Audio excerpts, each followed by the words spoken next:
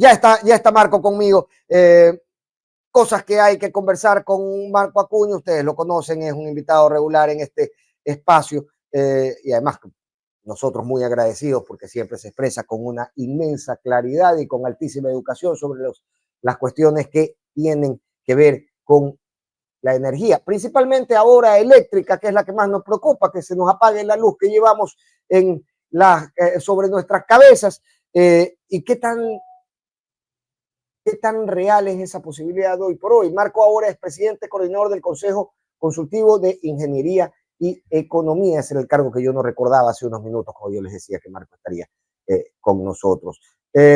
Y la gran pregunta es si es que efectivamente ese déficit que había en generación eléctrica va a poder ser cubierto antes del tiempo de estiaje. Se anunciaba que el gobierno ha iniciado un proceso para alquilar 260 megavatios de generación termoeléctrica. Vamos a ver si eso suple la necesidad que tenemos y lo voy a poner a Marco en pantalla de inmediato. Marco, qué gusto me da saludarte todas las mañanas que estás con nosotros y mi agradecimiento, por supuesto, por dedicarnos este tiempo. Muy buenos días, Fernando, y un saludo a toda la audiencia importante de la Conra. Bueno, sí, o sea, estamos en una crisis energética que no acabamos de salir. Si bien hemos tenido energía eléctrica todo este tiempo, ha sido gracias a las lluvias y a todo el equipamiento hidroeléctrico que el país posee. De ahí lo nuevo que se ha incorporado, bueno, ha sido más energía hidroeléctrica, que es importante, es el proyecto Toachi Pilatón, de 200, incorporado 200 megavatios, y eso es importante. Por otro lado, la energía térmica, otras fuentes de generación que debían haberse incorporado para afrontar un nuevo estiaje que se prevé, estaremos ya en septiembre.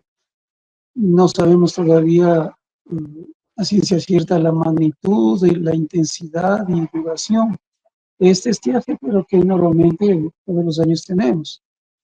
Frente a esto, la energía térmica que debe ser la que soporte, lo que se ha incorporado es la energía que proviene de la compra de energía a través del alquiler de las barcazas, que están instaladas total de alrededor de 300 megavatios, de un déficit que se entiende que se podría tener de 1.100 megavatios, todavía nos hace falta.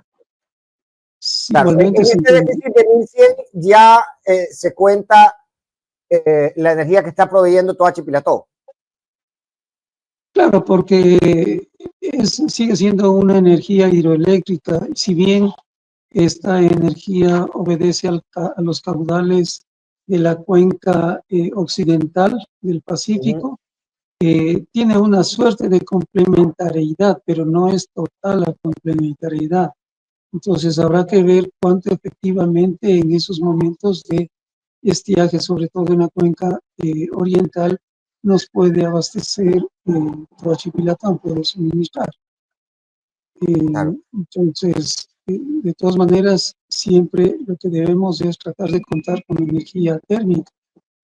El país anteriormente contaba, alrededor del 2017-18, contaba con 2.100 megavatios de potencia térmica de generación.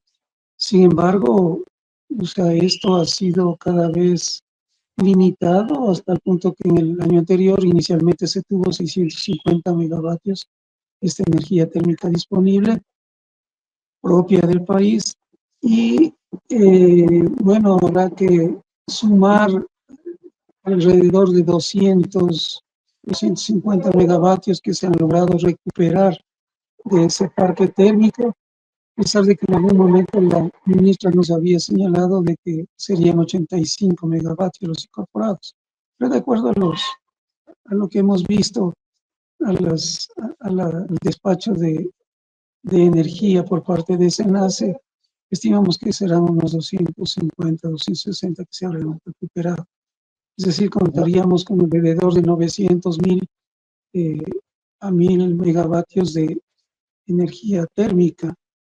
Okay. Si en épocas de estiaje nosotros tenemos alrededor de 2000, 2200 megavatios de generación hidroeléctrica, pues quiere decir que para alcanzar los 4200, o que en los momentos picos, como ya ocurrió ahora en mayo, llegamos a 5100 megavatios de potencia de demanda. Entonces tenemos un hueco ahí que se entiende. Igualmente deberían haber sido cubierto una parte con el primer grupo que se trató de contratar y de incorporar, que provienen los 241 megavatios de energía térmica. Ya esta sí era energía, digamos, generadores comprados que se incorporaban a la infraestructura del país. Estos 241 megavatios divididos en 3 proyectos, 2 asignados a Progen y 1 a la empresa austral. Lamentablemente estos, a pesar de... Sí. Esto no existe forma de que entren en funcionamiento, al menos no los que están en 60 Hz, creo que es el formato que lo Sí, diferencia. ¿Cómo se podría resolver este tipo de cosas, Marco? Porque realmente a mí, abogado y comunicador, me resulta un poco sánscrito avanzado. Sí, un contrato, el de Austral, que debió haber entrado a entregar energía en enero de este año, al principio de este año. Ya estamos mediados de este año y todavía estamos en veremos.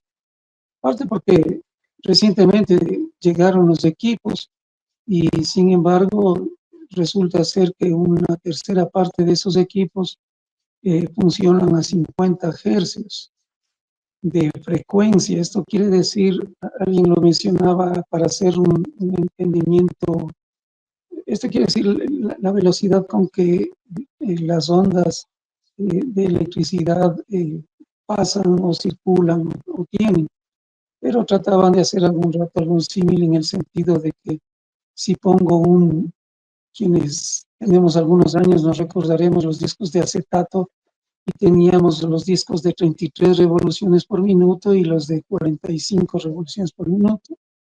Si cualquiera de los dos poníamos en las revoluciones que no corresponde, entonces no íbamos a escuchar apropiadamente la música. En la parte eléctrica es más complicado porque definitivamente no puede funcionar un equipo que esté a 50 hercios en generación, en ese tipo de generación, incorporarse a la red que está funcionando todos 60 hercios. Entonces, obligadamente deberían hacerse cambios en esa estructura, pero eso tampoco es tan simple. Ahí voy. ¿Qué tan factible es? ¿No? La empresa, entiendo, ha ofrecido hacerlo sin costo, pero aquí caben dos preguntas. Primero, ¿por qué esto no se previó en el momento de la firma del contrato y de las especificaciones técnicas y etcétera? Y segundo, ¿qué tan posible y qué tan célere podría ser esta adaptación a los 60 Hz? Bueno, primero sí nos ha llamado la atención el silencio de la parte gubernamental, tanto de CELE como del Ministerio, en aclarar esta situación. Entiendo, el día de ayer ha publicado una comunicación la empresa austral indicando que resolverá este tema y que ellos habían en teoría importado traído estos equipos que funcionarían en forma dual de 50-60 hercios con una pequeña, no sé si conmutación o alguna fórmula que suena medio extraño, pero que de todas maneras ahora finalmente afirma que traerán nuevos equipos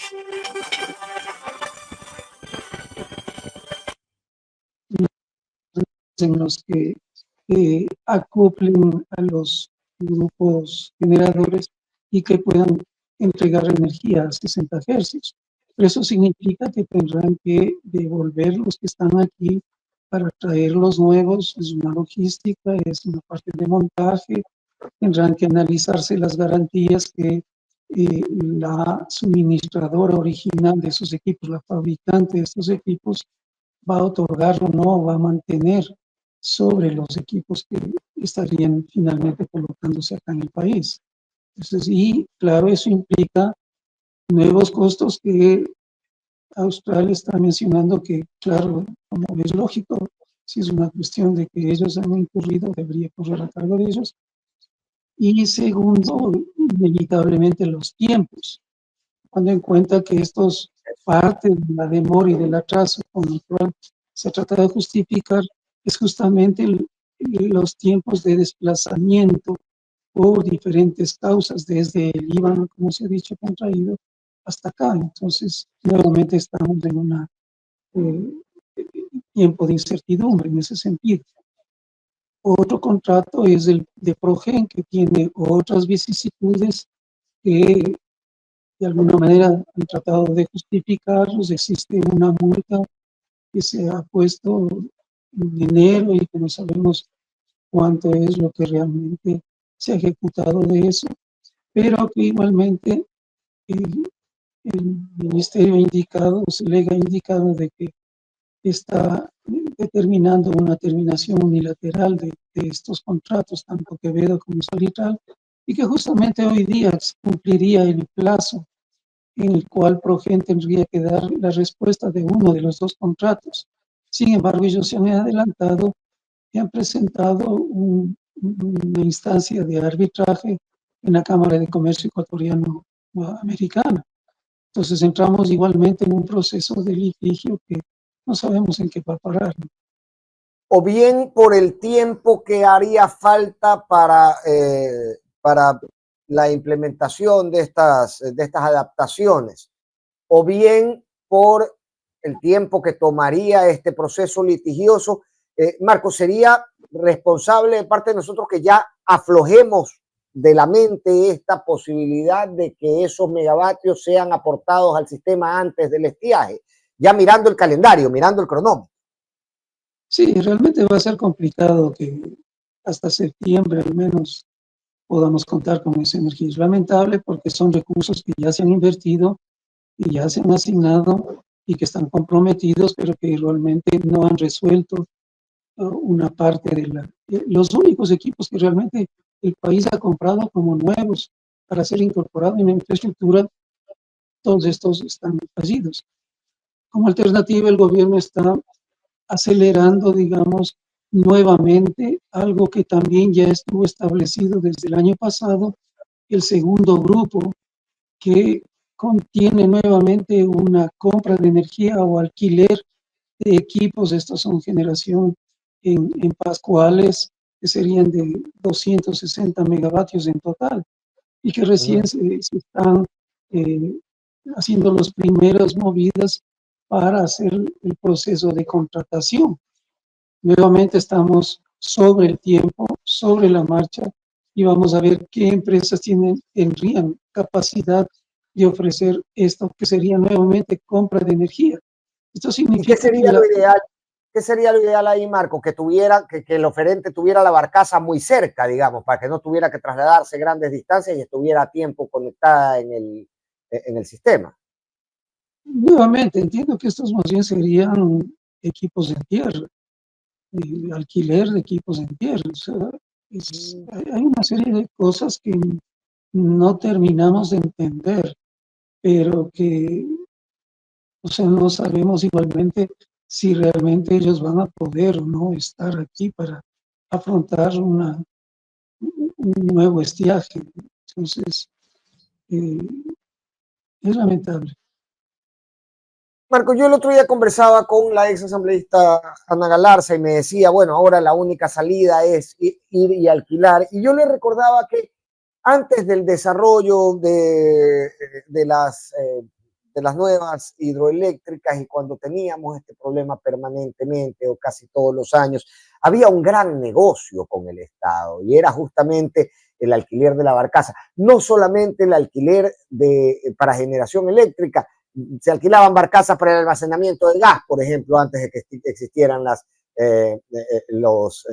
esferas de almacenamiento de gas en tierra en Monteverde. El punto es que estos negocios han sido negocios jugosísimos para ciertos grupos empresariales que se los acusaba, yo lo recuerdo en esa época, de impedir, de entorpecer las contrataciones que quería hacer el Estado o el desarrollo de planes de inversiones en estas áreas que quería hacer el Estado para conservar ese alquiler, esa área de negocios que les proveía tan jugosos rendimientos. Este es un peligro real en el estado de situación actual.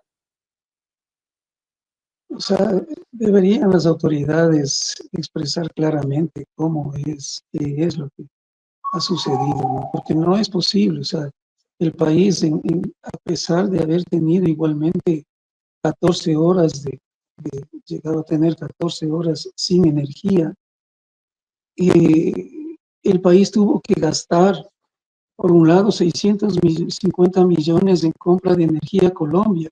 Ese dinero ya se fue. Digamos, el alquiler de las barcazas, que son más de 300 millones de dólares que el país está pagando.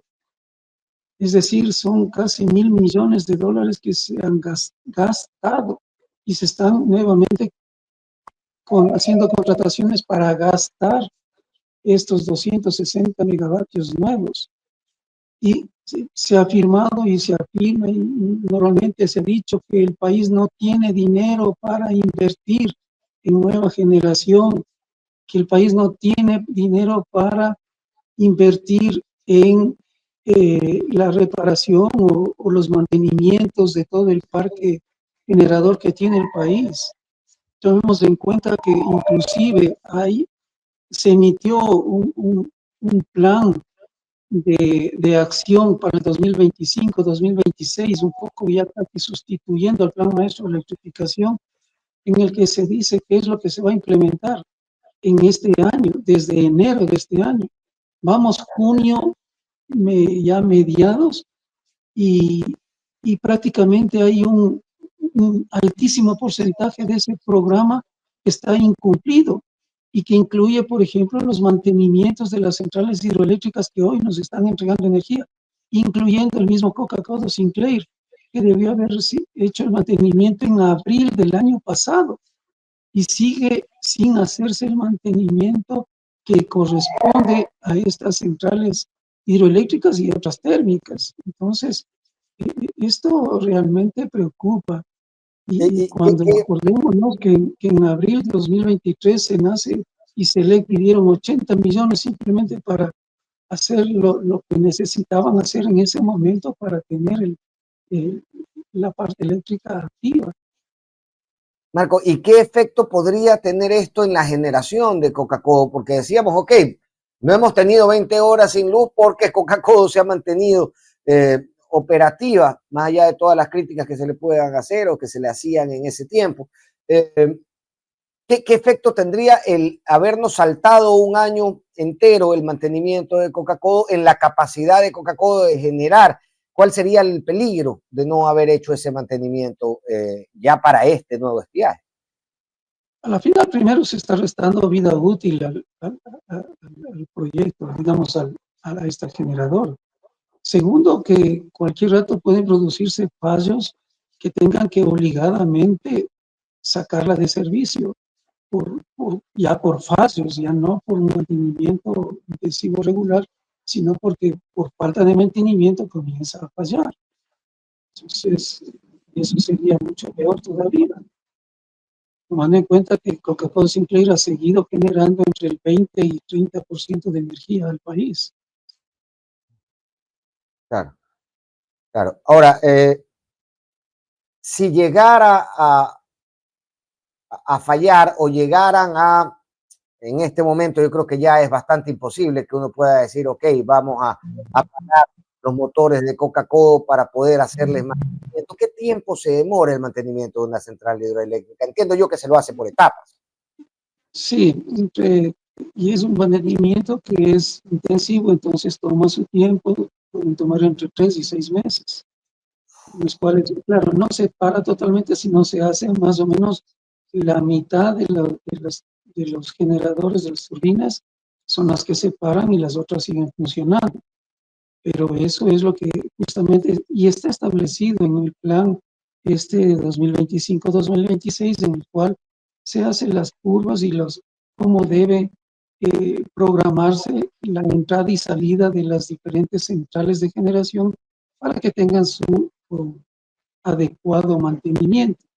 Esto también consideraba que se iba a tener ya incorporado la generación térmica para que puedan también, a pesar de no estar en estratos, entrar y dar el soporte de energía que las otras centrales no dejan de tener por entrar en los mantenimientos.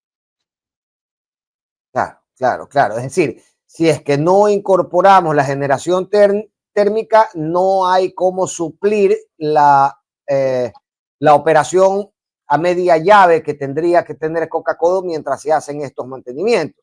Es decir, ya no podemos empezar mañana, que es lo que el calendario nos debería exigir o lo que el calendario nos exige para poder estar a tiempo. Exactamente, es una conjugación y una planificación adecuada. Por eso siempre hemos dicho, el sector eléctrico hay que manejarlo de una manera planificada, a corto, mediano y largo plazo, y para eso era el plan maestro de electrificación, que cada vez ha sido echado de lado prácticamente, ¿no? Entonces, claro, se toman medidas y muchas veces estas ocasiones ya no han sido medidas a corto plazo, sino medidas emergentes, pero que medidas emergentes que también toman su tiempo. Hay otras cosas que tampoco no se han hecho en forma, se han dejado de hacer también. Entendemos, por ejemplo, lo que significa el controlar las pérdidas de energía en las empresas eléctricas de distribución, porque eso debía haberse hecho en forma mucho más intensiva, de tal manera de reducir las pérdidas que se producen en las distribuidoras, que en algunas llegan alrededor del 30%. Y esto en su conjunto significaría el evitarse tener que generar 100, 200 megavatios, es decir, 1 o 2 barcazas. Y por pérdidas, Marco, estamos hablando de personas en barrios periféricos que se toman directamente del cable y hacen conexión artesanal a sus viviendas y a sus barrios. Sí, existen pérdidas que se llaman técnicas y no técnicas. Entonces hay pérdidas desde la facturación, desde el contrabando de energía. Hay otras pérdidas que son del sistema eléctrico, o sea, porque no está funcionando en forma óptima el sistema eléctrico, entonces se incrementan pérdidas. Entonces, para esto hay que hacer los debidos ajustes, mantenimientos, cambios de equipos o expansión de redes, una serie de situaciones que igualmente hay que planificarlas y hay que programarlas y hay que irlas haciendo progresivamente para reducir. O sea, no se puede eliminar totalmente las pérdidas, pero sí se pueden reducir las pérdidas de toda naturaleza. Claro. Ahora Marco, realmente ya en este punto, al parecer, estamos jugados. Volvemos a estar en manos de Diosito un año después, en manos de San Pedro y de la lluvia. Así es, o sea, seguimos dependiendo básicamente de la naturaleza y que ojalá las centrales hidroeléctricas no comiencen a dar más problemas también, o los térmicos que están funcionando también puedan seguir funcionando adecuadamente. Igualmente consideramos que debe hacerse las campañas de ahorro y eficiencia energética, no esperar a septiembre, sino desde ya, siempre hacer, como hemos dicho, la cultura del ahorro y la eficiencia energética, tomar una conciencia a nivel nacional de tal manera de reducir la demanda.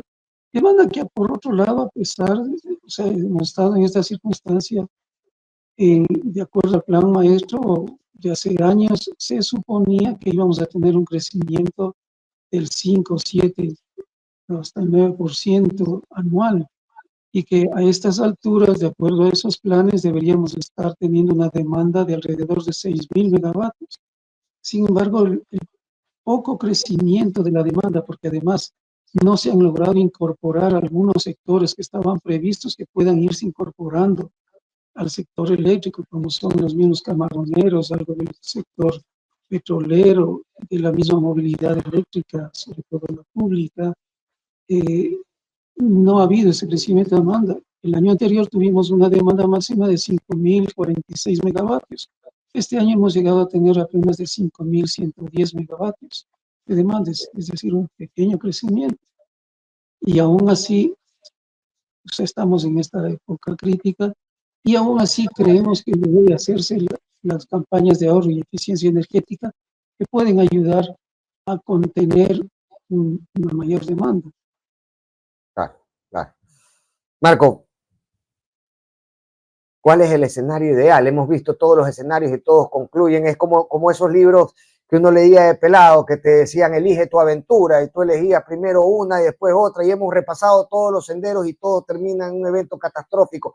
¿Hay forma de que esto no termine en estos escenarios que nos estamos planteando? Bueno, como hemos dicho, estas medidas, si no se han hecho todavía o no se han intensificado en realizarlas, hay que realizarlas. Desde como hemos dicho siempre, desde hoy. O sea, cada una de estas medidas, las pérdidas, la eficiencia energética, el apresurar las contrataciones o resolver estas contrataciones que se han hecho, el hacer los mantenimientos, recuperar el parque térmico, inclusive los mantenimientos del parque hidroeléctrico. Todo eso hay que hacerlo para que todo, en cambio, confluya a un aspecto positivo de que por lo menos disminuya los efectos. Y ya, como decía en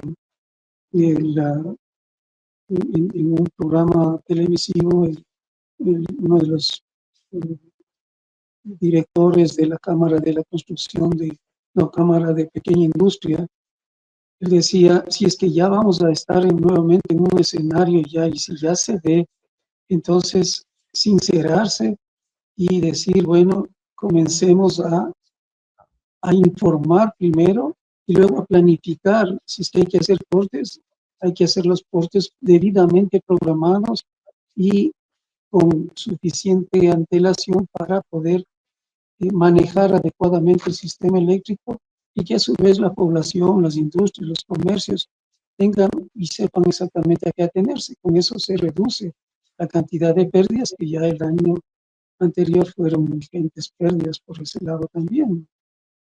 Claro, claro, correcto. Marco, siempre es un placer conversar y al final yo siempre termino muy agradecido y mucho más claro en los escenarios reales que enfrentamos cada vez que conversamos. Así que muchísimas gracias nuevamente por atender a la contra y por la generosidad de tu tiempo. No, siempre un gusto. Realmente un saludo para todos y una muy buena tarde. Un muy fuerte abrazo. Bien, estábamos con Marco Acuña, con quien conversábamos largamente sobre cuáles son las realidades del sistema en sus distintas etapas, ¿no? En generación termoeléctrica, en generación hidroeléctrica, en el alquiler de nueva generación, en la instalación de la nueva generación que no tiene, que no funciona en una frecuencia similar al sistema, que deberá tener ajustes, que no sabemos si el tiempo da para esos ajustes. La generación hídrica, que deberá tener mantenimiento de las hidroeléctricas y que no sabemos si hay el tiempo para este mantenimiento. Y todo esto tiene un motivo, tiene una razón. Aquí no, oigan, aquí no es que llevamos la bandera de nadie, aquí no es que detestamos al uno y queremos al otro, pero vean, cuando viene un experto, te plantea escenarios como los que nos acaba de plantear Marco Acuña. Y luego revisamos que en el plan anual de inversiones o del plan anual de inversiones del Ministerio de Energía, lo que se ha ejecutado hasta el 30 de mayo es el 2,76%. Es meridianamente claro a quién debemos pedirle respuesta. Es al gobierno que a mitad de año, que no ha podido instalar lo que prometió para noviembre, que no ha podido generar un contrato sin trabas y sin cuestiones para observar, que no ha dado mantenimiento a las hidroeléctricas y que hoy por hoy tiene un 2,76% de ejecución en su plan anual de inversión. No es que aquí no es que nos quejamos de loquitos, no es que somos quejate algo. Te estamos anunciando cómo está el escenario para que tú el día de mañana en tu negocio, en tu casa, puedas tomar las previsiones. Esto va a pasar. Si no llueve, nos vamos a quedar sin luz. Estamos de nuevo en manos de la naturaleza. Y si un año después continuamos en manos de la naturaleza, es básicamente porque quienes debieron prever y realizar los actos que prevengan esta situación solamente han ejecutado un 2,76% del presupuesto que tienen para invertir. ¿Cómo podemos pretender que no se nos apague la luz? El Ministerio de Energía ha ejecutado el 2,76% del presupuesto que tenía para invertir. ¿Es culpa de Correa? Bueno, tal vez fue culpa de Correa, pero hoy el ministerio, digamos, te voy a dar la derecha, tal vez algo fue culpa de Correa. Y tú tenías razón. Aplauso porque tenías razón. Todo lo malo viene de Correa. Ok. Hoy día, desde hace 20 meses que son gobierno, hoy día han ejecutado el 2,76% del presupuesto de inversiones en el Ministerio de Energía. ¿De quién es culpa eso? Genio. Cuéntame, Einstein, ¿de quién crees que es culpa?